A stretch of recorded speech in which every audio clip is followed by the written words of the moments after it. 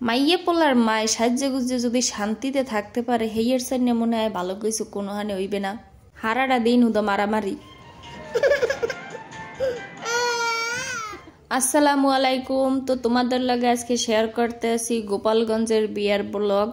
হারা বছর তো তোমাকে বরিশালে বিয়েই দেখাইলাম, আর মুইও জীবনে প্রথমবারের মতো গোপালগঞ্জের বিয়ে খাইতে যাইতেছি, তো তোমাকে সম্পূর্ণটাই দেখামো।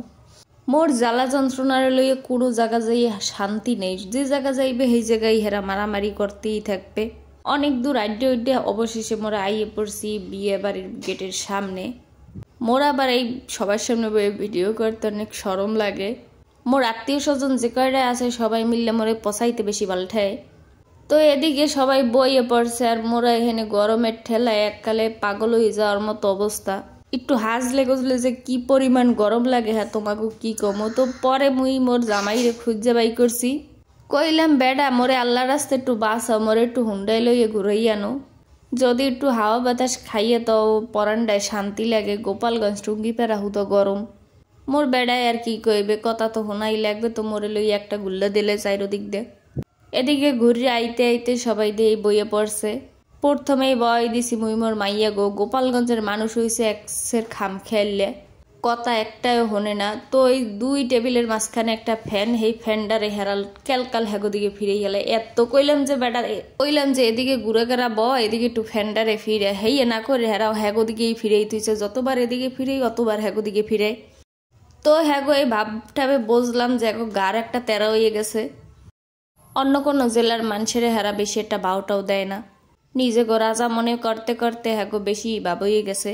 তো তোমাকে তো এর আগের ভিডিওতেই বলছিলাম যে মোর জামাই একলা একলা অনেক ভিডিও করে, কিন্তু মোর লাগে করে না। ওই যে দেখো হেরা শুটিং করতে আসে, মুইও শুটিং করতে আসি, তবে মুই এই যে প্রাকৃতিক পরিবেশগুলো বেশি ভালঠাই হেই এর ছবি তুলতেছিলাম। তো অবশেষে মাইয়ে পোলার খাওয়া শেষ, আর মোরা বইছি খাইতে। জীবনে যে কত আজব আজব কাণ্ড কারখানা দেখমু হ্যাঁ কওয়ার মতো ভাষা নাই। মগ বরিশাল লাগো আদর আপ্যায়ন এককালে ফার্স্ট লেভেলের। এরা জামাই আদর বা মেহমানের সব খাতির যত্ন অনেক ভালোভাবে করতারে। কিন্তু গোপালগঞ্জ গিয়ে আমি এই যে পোলাওয়ের পাশে প্রথমে দিল ডাল, তো আমাদের এদিকে ওই যে ফত্যে খাওয়ায় হাতেও কিন্তু ডাল দেয় না কোনো সময়ও। পোলাওয়ের পাশে ডাল নিয়ে তারপর খাইতে আসি। জানি না কেমন রীতি যে পোলাওয়ের সাথে প্রথমেই ডাল দেয়, তো কিছু তো আর কোয়া যাইবে না, খাইতে হইবে। খাইতে আসি আর প্রচণ্ড খিদে লাগতে আসলে। এদিকে কোনো রকম খাওয়া টাওয়ার পর যে একটু ফেরনি খাইতে বইছি, এমন জ্বর বন্যে শুরু হয়েছে। খাওন টাউনের টেবিল থেকে পলাই যাইতে হয়েছে, কারণ মোরা যে টেবিলে বললাম সেটা একটু বাইরের দিকে ছিল, তো বৃষ্টির পানি সব মগো গায়ে আইতে আসলে। এখন তোমরা অনেকেই কবা আফা জামাই বউ হে তো দেখাইলে না। তো এই হয়েছে জামাই যে খয়েরি ড্রেস পরা, ওই ড্রেস মানে স্যুট ধরে লইও।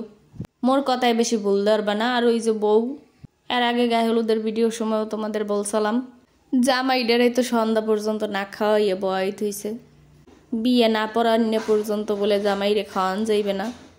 কেমন কেমন রীতি, কোনো মজা নাই গোপালগঞ্জের বিয়ায়। তো হেই এরপর কি করবো, ওইসব দেখার চাই না, প্রাকৃতিক পরিবেশ দেখি। গোপালগঞ্জের রাস্তা, গোপালগঞ্জের সব কিছুই অনেক সুন্দর লাগছে, আমার কাছে অনেক ভালো লাগছে। যেহেতু আমি ফুল গাছ অনেক বেশি ভালোবাসি, ফুল গাছ অনেক ভালো লাগে, তো গোপালগঞ্জের রাস্তার প্রত্যেকটা গাছে ফুল ফুটছে।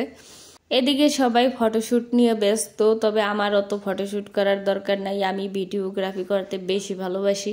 আমার ফোনে হাতে গোনা কয়েকটা ছবি আছে, তাছাড়া যত যা আছে সব ভিডিও। আর এই যে আমার জ্বালা যন্ত্রণারে দেখতে আসো, এগো মধ্যে হারা দিন যে কয়বার বাজাবাজি হয়, কয়বার মারামারি হয়, ওই ছাড়াইতে ছাড়াইতেই আমার পরাণ যায়, একটু শান্তিতে থাকে না। তো তারপর আমিও আবার একটু হাঁটতে নামছি। আর এই যে দেখো রাস্তার সামনে কত সুন্দর ফুলের পাপড়িগুলো পড়ে রয়েছে। মগো বরিশাল রেন্ডি গাছ লাগাই থুইছে, আর গোপালগঞ্জ টুঙ্গি ফেরায় কি সুন্দর ফুল গাছ লাগাই থুইছে রাস্তার পাশে, দেখলেই তো পরানটা জুড়েই যায়। আর মগো রেন্ডি গাছ জর্বন নিয়ে সব পড়ে থাকে রাস্তার মধ্যে। হ্যাঁ এরপর মই একটু ডং টং করলাম, ভিডিও করলাম। তো আজকের ব্লগটা এইটুকুই, তোমরা সবাই ভালো থাকো, আল্লাহ হাফেজ।